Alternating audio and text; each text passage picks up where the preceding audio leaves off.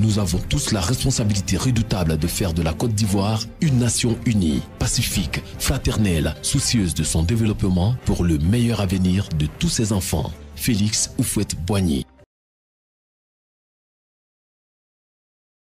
Nous continuons d'explorer avec vous les défauts qui, s'ils ne sont pas combattus, peuvent avoir sur notre vie citoyenne des conséquences néfastes, en parlant aujourd'hui de l'envie. Nous allons consacrer d'ailleurs 2 vidéos à l'envie, parce qu'il y a encore beaucoup de choses à dire sur ce défaut. Alors, qu'est-ce que c'est que l'envie? À cet égard, le dictionnaire Larousse nous apprend que l'envie est un sentiment de convoitise à la vue du bonheur, des avantages d'autrui.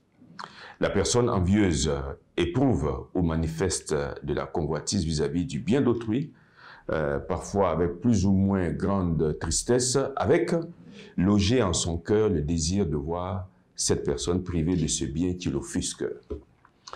On peut se poser 2 questions. D'où vient l'envie? Et pourquoi devient-on envieux?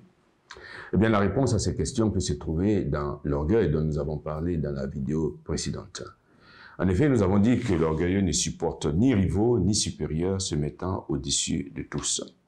Ainsi, quand on est malheureusement convaincu de sa propre supériorité, on ne peut que s'attrister de voir que d'autres sont aussi bien et souvent de fois mieux doués que nous, ou du moins qu'ils réussissent mieux dans ce qu'ils entreprennent.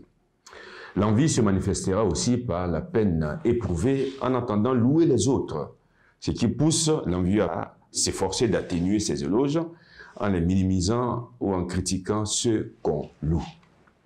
Quand on parle de l'envie, il y a une expression qui vient spontanément à l'esprit que nous avons certainement utilisée les uns les autres, et qui est celle-ci: il vaut mieux faire envie que pitié.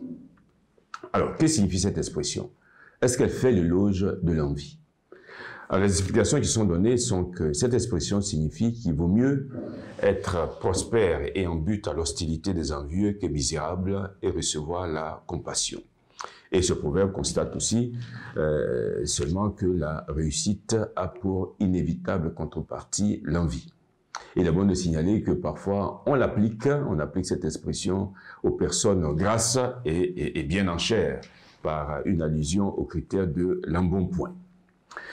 Quand on parle de l'envie, il est bon aussi de préciser les rapports que ce grave défaut entretient d'une part avec la jalousie et d'autre part avec l'émulation. Nous allons commencer par la jalousie. Alors, concernant la jalousie, il y a 2 approches. La première considère que les 2 termes, c'est-à-dire envie et jalousie, sont synonymes. En ce que la jalousie, selon le dictionnaire Larousse, est un dépit envieux ressenti à la vue des avantages d'autrui. C'est dans ce sens qu'on dit, par exemple, que la promotion d'un tel a provoqué la jalousie de ses collègues. Et puis la deuxième approche, retenue également par le dictionnaire Larousse, définit la jalousie comme le sentiment d'inquiétude douloureuse, ressenti par une personne qui en aime une autre, d'un amour exclusif et qui craint son éventuelle infidélité. En élargissant un peu cela, on précise que la jalousie est un amour excessif de son propre bien, accompagné de la crainte qu'il nous soit enlevé par d'autres. Alors, si on donne 2 exemples, ça peut permettre peut-être de comprendre un peu cette différence entre la jalousie et l'envie. Premier exemple. On était premier de sa classe et on constate qu'un autre élève fait des progrès. On le jalouse parce qu'on craint qu'il nous ravisse la première place que nous détenions jusque-là. Deuxième exemple, on jouit de l'affection de son conjoint et on craint que cette affection ne nous soit ravie par un ou une rivale et on le ou la jalouse.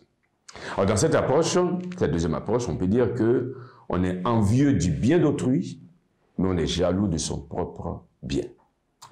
Alors cette précision, en fait, nous allons continuer la semaine prochaine à parler de ce grave défaut qu'est l'envie, en précisant ses rapports avec l'émulation et ses conséquences néfastes sur l'envieux lui-même d'abord et sur la communauté dans laquelle il vit. L'envie n'est pas constructive d'une bonne vie citoyenne. Et donc, nous devons la combattre. Et la semaine prochaine, nous allons voir pourquoi nous devons la combattre.